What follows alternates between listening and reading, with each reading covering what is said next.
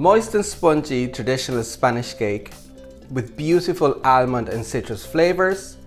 And to top it all off, it's gluten-free.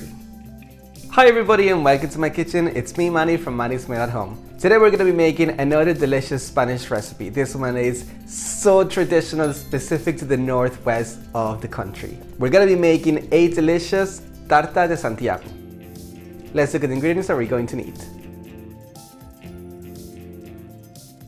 Okay, this is one of the most simple cake recipes out there. So first of all, as per usual, I'm gonna prep my pan. I've got a springform pan here. It's about 24 centimeters in diameter, and I'm just gonna butter it really well. So when I get the bottom and the sides. For insurance, I just like to go in with some parchment paper as well. Clip it on the side, and then you can cut off the excess with a scissors. All right, next I'm gonna zest my lemon. This is one of the key flavors in this cake. Well, it's kind of like a subtle flavor in the background, but it brings a delicious something extra to it. I'm just gonna grate it. I wash my lemon really well. I'm just gonna get the zest using my microplane. You want about a tablespoon of lemon zest, so I think this whole lemon will do me. And you wanna make sure you don't get the white part because that's quite bitter. We only want the yellow bit at the top. In Latin baking recipes, we use a lot of citrus flavors. For example, my Magdalena recipe or my pie de limon. You wanna make sure you check those out, so click the cards. They'll be linked up there. Alrighty, let's make our batter. First I'm gonna go in with my eggs. I've got 5 of them. And then I'm gonna add in my sugar. Now I have to give it on a whisk until my eggs become kind of pale and a little bit fluffy. It'll take a couple of minutes. Okay, they're looking nice and airy. That is perfect. There's no raisin agent or anything here, so the air that you beat into the eggs is what's gonna give you the rise. So it's important that you get the right consistency here. Next we can add in the almond flour and the lemon zest. You want to combine it all really well, but so that I don't lose a lot of the air that I just beat into the eggs, I'm going to do it by hand. The story with this cake is that, I don't know if you guys have ever heard of the Camino de Santiago, which is a very kind of like popular tourist religious attraction in Spain, where people make their way through what was supposed to be the pilgrimage that the Apostle James completed through Spain to Santiago de Compostela, which is a little town in the northwest of Spain. When you complete the way, this cake is one of the rewards that you get once you arrive. I'm using a folding motion here, again to not lose a lot of the air, but you do want to make sure that everything's well combined. You don't want any lumps of almond flour or ground almond in here.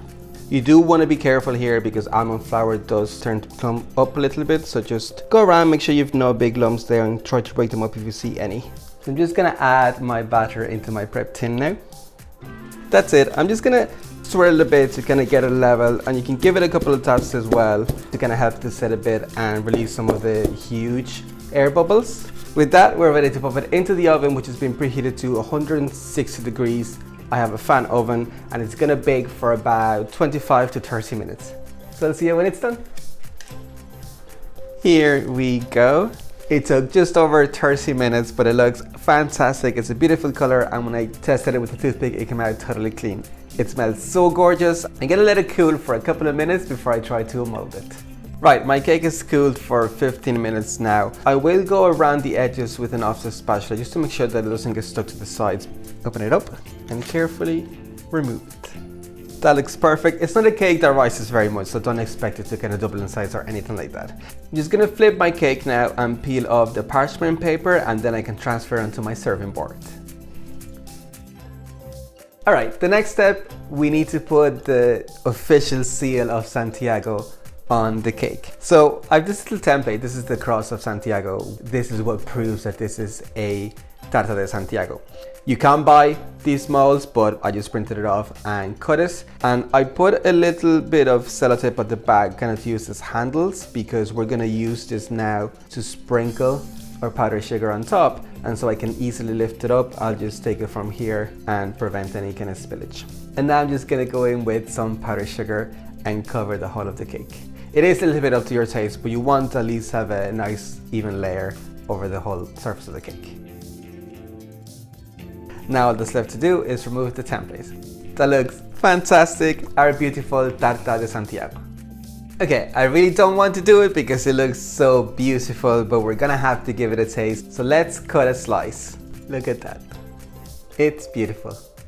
Okay, let me give it a taste.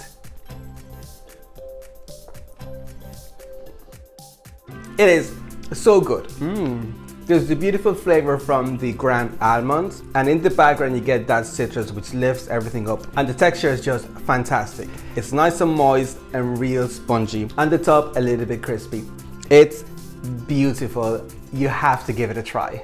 This is such a beautiful cake. I absolutely love the look of it, and the flavor is amazing. If you enjoyed the recipe, make sure you leave me a big like and a comment below with your thoughts. If you try it and want to post it on Instagram, make sure that you tag me. I love to see how you guys get on. And don't forget to subscribe to the channel. I've got brilliant stuff like this coming up every week. With that, I'll leave you for this video, and enjoy.